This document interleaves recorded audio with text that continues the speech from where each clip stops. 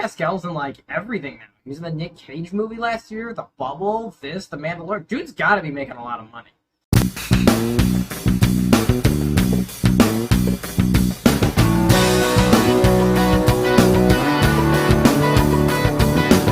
The Last of Us is a series now streaming on HBO Max based on the popular games of the exact same name. It stars Bella Ramsey and Pedro Pascal. And here, a girl who is a high asset to a group of mercenaries in futuristic America, where a terrorist-almost style government regime has taken over, is now left in the care of a man to get her to the other side of the United States, as she is valuable to solve the problem they have of these new mutant beings that are becoming more dangerous by the day, and could lead to even more secrets being uncovered. My synopsis for The Last of Us is going to be just that, because it's about how much you're going to get from a trailer or a basic recap or anything like that, synopsis for this show, because this show really is surprising to me.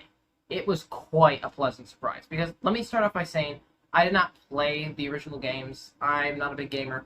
I've watched the cutscenes online, I've watched gameplay, but I've never immersed myself in them. However, I was still kind of intrigued by this show and decided to watch it, and my word, this is really, really good. This show is just amazing. It has a great innate sense and ability to balance so much just right. It has this really fantastic story, which I'm completely hooked in right now, because the first 3 episodes are out, that's the ones I'm talking about, and at the same time, it has these fantastic characters, great action, and my God, some of the best suspense I've seen in a TV show in a while. So let's get talking to it about everything. First off, the visual effects in here are fantastic, and to back up those visual effects, there's a balance of visual and practical in here that really complements each other. They bounce off of each other in a way that it should be used and can be used in the best possible way, and the show has a higher budget, which definitely helps out with that, because it just looks amazing on screen. The cinematography helps with that as well. The show looks fantastic, and it keeps your eye really where it needs to be. The cinematography in here really knows its place, knows what it has to do, and keeps you immersed in this world, because this is a very interesting world that this show is set in. I find it just satisfying to return to. I really get hooked in every episode, and I find myself just eating up everything that's happening. So, to go on past that, the characters in here are what I believe the main thing that keeps the show going. Pedro Pascal is just phenomenal here. Now, there are times I'd say I see the Mandalorian slip through a little in his performance, but usually it's for good reason. He's playing something very similar to that, but he's still just really, really good in here.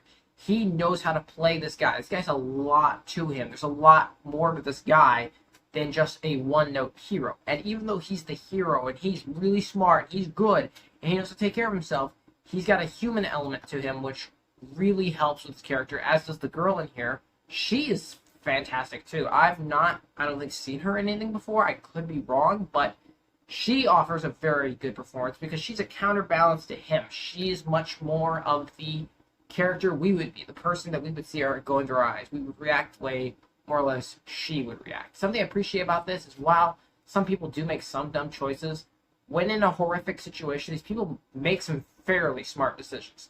And I like seeing the way they think and the way they problem solve, which is awesome, against these things like clickers. Which, let's talk about the clickers and the villains in here. So first of all, there's the government, which is basically scum now. It's a dictatorship.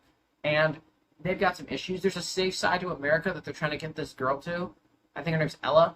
And that sets up them having to go through this dangerous area. And one actually really great part was in the first episode. There is this sequence where they're in this car and they're trying to get away, and everyone's panicked, and there's this plane that comes and explodes, and it leads to an action, and it's really good.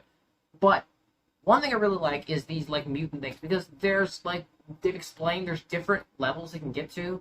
There's like normal level, and there's clickers, which basically have the ability to do like a dolphin and like echo bounce to find out where you are. And there's these ones that basically are flat out just like the stuff on them from the mutation is basically like a shield. It's like a shield to protect them from, you know, bullets and stuff. So basically it's like upgrading yourself if you live longer as a villain, which I'm hoping is really going to lead into some great stuff moving forward in the show. Again, the first 3 episodes are all out right now, but I'm already hooked. I watched all three last night for the first time because I just wasn't on my game, I think, as much. I didn't watch the show as early as I could have, but this show really hits a lot of beats perfectly.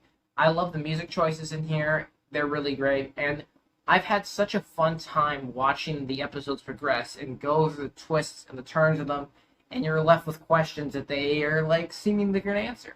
And this is honestly just really smart. It's a smart show. It knows what it's doing, and it does it in a very clever way. The direction is a large part of that, along with the brilliant screenplays for these things. These episodes have some of the best written dialogue I have seen in a TV show in a while, and just set ups. Like, they're smart as to where they put them. How much of that comes from the game? It's a mixed bag. A lot of this comes from the game, but adapting a game, as we've seen in the past, to screen in a respectful, intelligent, and well-made way can be hard, but they do it so very well here. And it lends itself to rewatchability and me getting absolutely hooked in this show. I am genuinely loving watching this show because of how cool it is. It's just refreshing to see something this good. As for now, it's got its 3 episodes out, like I said. The next episode's coming out shortly. I'm looking forward to that episode's release. I will review the show when it's completely in its entirety, but I wanted to talk about the first 3 episodes because I feel like I'm late on the bandwagon and just give you guys my opinion. I think The Last of Us so far is probably one of the best shows ever. I know there's a video game curse, but I don't think that affects this. I kind of think that's something a little, I don't know. It doesn't necessarily affect every video game movie. I have confidence coming out in the Mario Brothers movie this year too as well, so we'll see how that goes. But as for now with The Last of Us, I would say definitely go check it out if you haven't watched it already. It's extremely entertaining and a really satisfying watch. If I had to give The Last of Us a rating for the first 3 episodes so far, I would give The Last of Us a 9 out of 10. Thank you guys so much for watching. I appreciate you, and I will see you all next time.